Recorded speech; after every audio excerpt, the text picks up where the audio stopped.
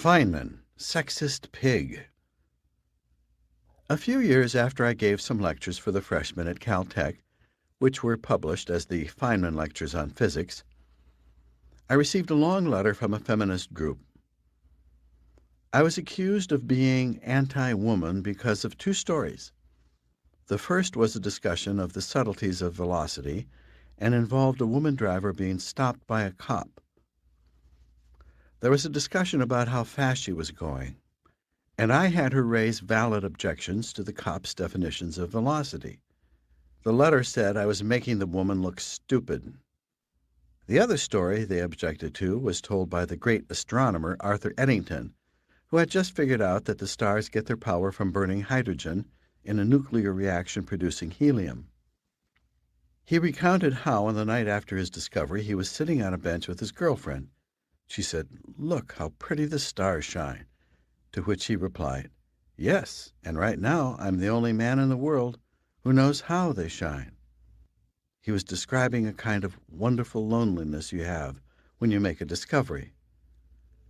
The letter claimed that I was saying a woman is incapable of understanding nuclear reactions.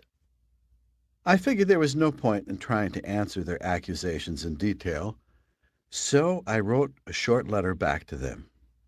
"Don't bug me, man." Needless to say, that didn't work too well. Another letter came. "Your response to our letter of September 29th is unsatisfactory, blah, blah, blah." This letter warned that if I didn't get the publisher to revise the things they objected to, there would be trouble. I ignored the letter and forgot about it. A year or so later, the American Association of Physics Teachers awarded me a prize for writing those books and asked me to speak at their meeting in San Francisco. My sister Joan lived in Palo Alto, an hour's drive away, so I stayed with her the night before, and we went to the meeting together. As we approached the lecture hall, we found people standing there giving out handbills to everybody going in. We each took one and glanced at it. At the top it said, "A protest." Then it showed excerpts from the letters they sent me, and my response, in full. It concluded in large letters, "Feynman, sexist pig." Joan stopped suddenly and rushed back. "These are interesting," she said to the protester. "I'd like some more of them." When she caught up with me, she said, "Gee whiz, Richard, what did you do?" I told her what had happened as we walked into the hall. At the front of the hall, near the stage, were two prominent women in the American Association of Physics Teachers. One was in charge of women's affairs for the organization, and the other was Faye Eisenberg, a professor of physics I knew from Pennsylvania. They saw me coming down towards the stage, accompanied by this woman with a fistful of handbills talking to me. Faye walked up to her and said, "Do you realize that Professor Feynman has a sister that he encouraged to go into physics, and that she has a PhD in physics?" "Of course I do," said Joan. "I'm that sister." Faye and her associate explained to me that the protesters were a group, led by a man, ironically, who were always disrupting meetings in Berkeley. "We'll sit on either side of you to show our solidarity, and just before you speak, I'll get up and say something to quiet the protesters," Faye said. Because there was another talk before mine, I had time to think of something to say. I thanked Faye, but declined her offer.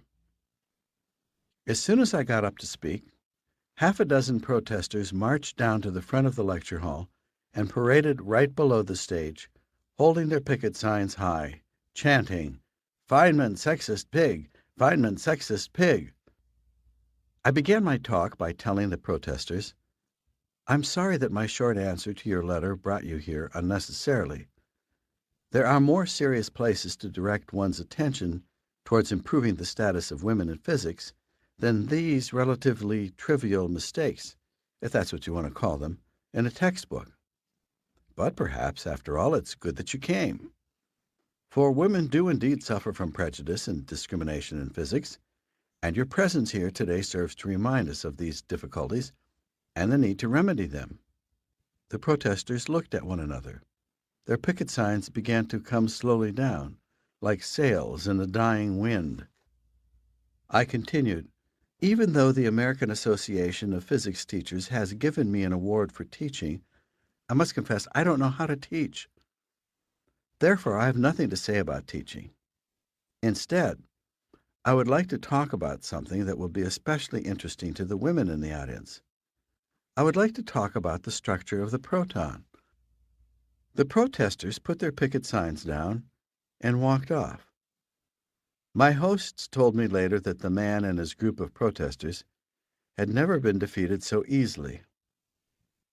Recently, I discovered a transcript of my speech, and what I said at the beginning doesn't seem anywhere near as dramatic as the way I remember it. What I remember saying is much more wonderful than what I actually said.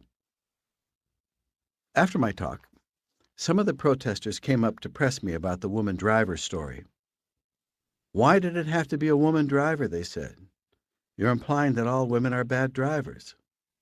But the woman makes the cop look bad, I said. Why aren't you concerned about the cop? That's what you expect from cops, one of the protesters said. They're all pigs. But you should be concerned, I said. I forgot to say in the story that the cop was a woman.